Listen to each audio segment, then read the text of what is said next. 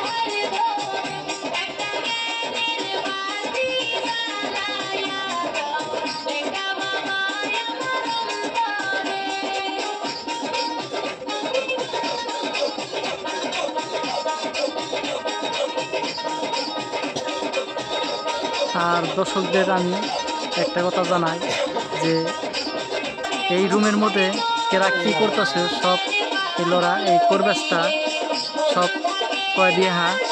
আর আমি বর্তমান যে ভিডিও করতেছি সে জানতেছে না, কিন্তু আমি জানতেছে না। তো পরে হাজির হওয়ার বাদে সব জানাবো বলে কইছে। তো আমারও ভয় লাগতেছে বর্তমান ছোট একটা করবে তাও কীরকমভাবে নাড়া বর্তমান উল্টাইয়া দেখতেছে কোন সাইডে কী হইতেছে কোন সাইডে কীভাবে হইতেছে দেখে থাকে। ভিডিও করবার দানা কিন্তু আমি চালাকি করে করতেছি আর পেছে ছাড়বো আর করবে তো দেখলে জানি খারাপ পায়েন না।